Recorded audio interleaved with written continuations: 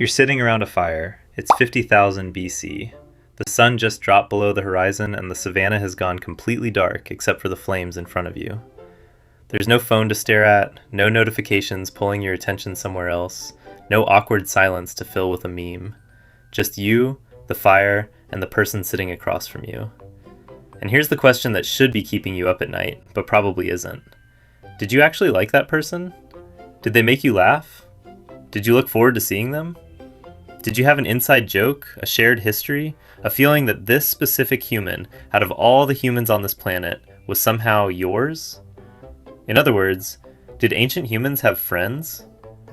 It sounds like the most obvious question in the world. Of course they did. They were people. People have friends. Case closed, thanks for coming. Except the moment you actually dig into it, the moment you ask scientists, archaeologists, and evolutionary biologists what the evidence actually shows, the answer gets genuinely strange. Because friendship as we understand it, voluntary, emotionally driven, not based on kinship or survival necessity, that's a surprisingly hard thing to prove across 50,000 years of silence. And what researchers have found in trying to answer this question will completely change how you think about the people who came before us. And honestly, probably how you think about the people around you right now. Here's what makes this so difficult. Ancient humans left us bones, tools, ash, and occasionally cave walls covered in paint. They did not leave us diaries. They didn't leave us letters. There's no prehistoric text thread to scroll through, no record of who sat next to whom by choice, who walked an extra mile to check on someone, who stayed up late talking about nothing in particular because they just didn't want to go home yet. The emotional interior of a Paleolithic human is essentially invisible to us. And yet, scientists have found traces, not of friendship as a concept, but of behaviors that only make sense if something like friendship existed. Behaviors that suggest ancient humans weren't just surviving together, they were choosing each other, protecting each other, grieving each other, in ways that go far beyond what pure survival calculus would require. By the end of this, you'll have a completely different answer to a question you thought you already knew. Let's go. Let's start with your brain, the one you're using right now to watch this video, to follow this argument, to decide whether you trust me yet. That brain is doing something extraordinary just by existing. It's running a constant, automatic, exhausting background process that scientists call social cognition. You're tracking, right now, without trying, what the people around you are thinking, what they want, whether they're happy with you, whether that thing you said last Tuesday landed wrong, and approximately 17 other interpersonal variables you couldn't even name if someone asked. You do this all day, every day, without effort, without instruction. It's as natural as breathing. And here's the thing. That brain you're carrying around is essentially identical to the brain of a human who lived 100,000 years ago. Same architecture, same wiring, same obsessive, relentless social processing running in the background at all times. In the 1990s, British anthropologist Robin Dunbar proposed something that became one of the most cited ideas in all of social science. He looked at the relationship between brain size and group size across primate species and found a striking correlation. The bigger the neocortex, the larger and more complex the social group the animal could manage. When he ran the numbers for humans, he landed on roughly 150. That's the number of people a human brain can genuinely track. Know their names, their relationships, their histories, their loyalties. 150 people. That number keeps showing up everywhere. Ancient hunter-gatherer bands, Roman military units, functional modern companies, your own social network, if you're honest about who you actually know versus who you technically follow. But here's where it gets interesting, and where the question of friendship starts to sharpen into something real. Because there's a massive difference between knowing 150 people and actually caring about them. Between being embedded in a group and choosing someone within that group. Between alliance and affection. A coalition is strategic. A friendship is something else entirely. And the question that researchers have spent decades trying to answer is whether ancient humans experienced that something else, or whether what looked like friendship was really just sophisticated survival math dressed up in warmer clothing. The skeptical position is actually pretty compelling.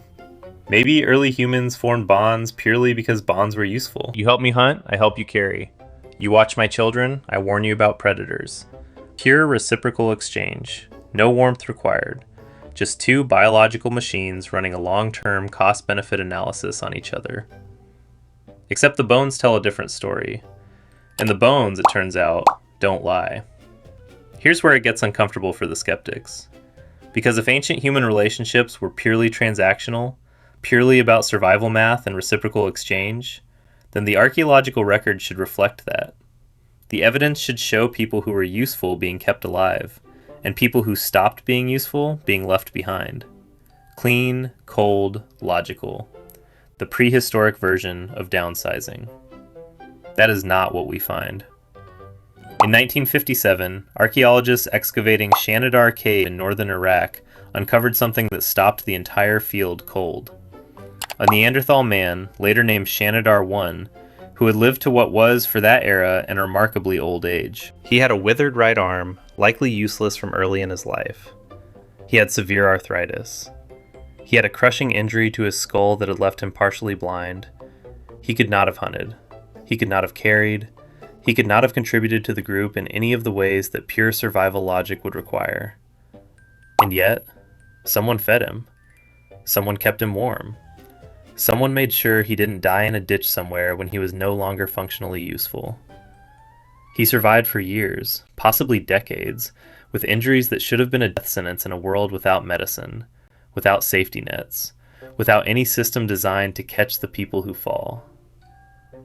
That is not an alliance. That is not a coalition. That is care. And Shanidar I is not alone. Across dozens of prehistoric sites, researchers have found skeletons with healed injuries so severe the survival would have required sustained help from others. A broken femur that knitted back together over months, meaning someone had to bring that person food and water while they couldn't walk. Teeth worn down to nothing in elderly individuals, meaning someone had to process their food for them. People who lived long past the point where they could have survived without consistent, deliberate, unrewarded attention from the people around them. Unrewarded. That's the key word, because in a purely transactional social system, you stop investing when the return disappears. You don't spend calories and time and resources on someone who cannot pay you back, unless something else is driving the calculation, unless the investment isn't strategic at all, unless you're doing it because you cannot imagine not doing it, because the thought of that specific person suffering while you did nothing is simply unbearable to you. We have a word for that feeling. We've had it for a very long time. Turns out, much longer than anyone thought. Now let's go inside the skull. Because the bones tell us what people did, but the brain tells us what they were capable of feeling. And this is where the story takes a turn that nobody really sees coming. Oxytocin. You've probably heard of it. It gets called the love hormone in pop science articles, which is accurate the same way calling the ocean some water is accurate. Oxytocin is the neurochemical that drives bonding, attachment, trust, and the specific kind of pain you feel when someone you love is suffering. It's released during physical contact, during eye contact, during the simple act of being near someone you feel safe with. And here's what matters for our story. Oxytocin is ancient. Far older than us. It exists in fish, it exists in reptiles.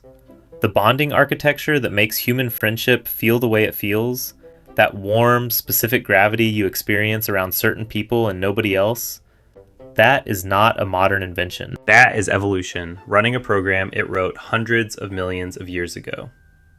Which means our ancestors weren't just capable of attachment, they were built for it. Structurally, chemically, at the hardware level. And then there are mirror neurons, cells in the brain that fire both when you perform an action and when you watch someone else perform the same action. They are, in the most literal biological sense, the mechanism of empathy. The reason someone else's pain makes you wince. The reason you tear up at a movie when nothing is happening to you personally. Neanderthals had them. Homo erectus almost certainly had them. The capacity to feel what another being feels, to have their experience register in your own nervous system as something real.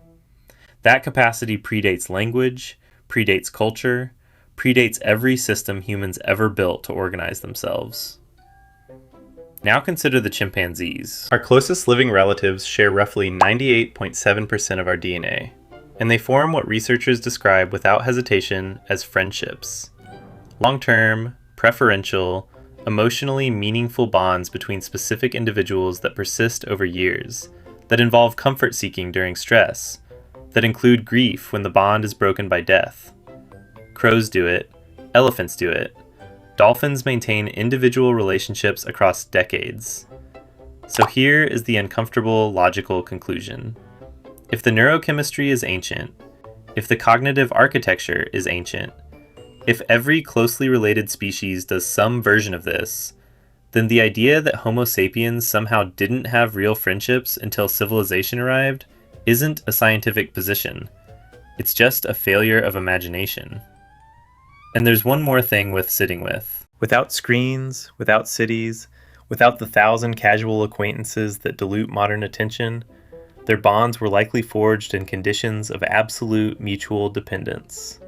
You didn't have 500 friends, you had a handful, and those few people were everything. Come back to that fire, the one from the beginning. 50,000 years ago, darkness everywhere, the savannah completely silent except for the sound of the flames and the breathing of the people around you. Look at the person across from you. Really look. They have a face you know better than almost any other face in the world. You've watched that face in fear, in laughter, in grief. You've sat next to that person through things that had no name yet because language was still figuring itself out. You didn't meet them at a networking event. You didn't connect on LinkedIn. You just woke up one day and realized that out of everyone in this small band of humans trying not to die on a hostile planet, this one specific person made everything slightly more bearable. And you chose them. And they chose you back. That is not primitive. That is not simple. That is one of the most sophisticated things a brain can do. Here's what the science actually tells us when you put it all together. Friendship is not a byproduct of civilization.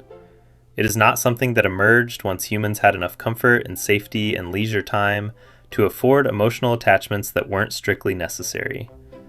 The neurochemistry is hundreds of millions of years old. The cognitive architecture for tracking and maintaining deep personal bonds was already fully developed long before the first city was built, long before the first word was written down, long before anyone thought to organize society into anything resembling what we'd recognize today. Friendship didn't wait for civilization. Civilization was built on top of friendship. The trust, the loyalty, the willingness to sacrifice for a specific other person, that wasn't a feature that got added later. That was the foundation. And here is the part that should actually stop you cold. Those ancient humans, the ones with no phones, no social media, no way to maintain a relationship across distance or time, they had something that is genuinely difficult to access in the modern world. Depth. When your entire social universe is 15 people and you're staking your survival on each other every single day, the bonds that form are not casual. They are not convenient. They are not maintained through occasional likes on a photo. They are forged in the most absolute conditions of mutual dependence that human beings can experience. That kind of friendship leaves marks. On behavior, on the archaeological record, on bones that someone chose to keep alive long past any rational calculation. So the answer to the question is yes, ancient humans had friends. But maybe the more interesting question, the one worth sitting with after this video ends, is whether we're doing it justice. Whether the version of friendship available to us right now, diluted across hundreds of connections, mediated through screens, squeezed into the gaps between everything else demanding our attention, whether that version would even be recognizable to the person sitting across that fire. The person who had no word for friendship yet, but felt it in every cell of their body every single day. Some things are older than language. This is one of them.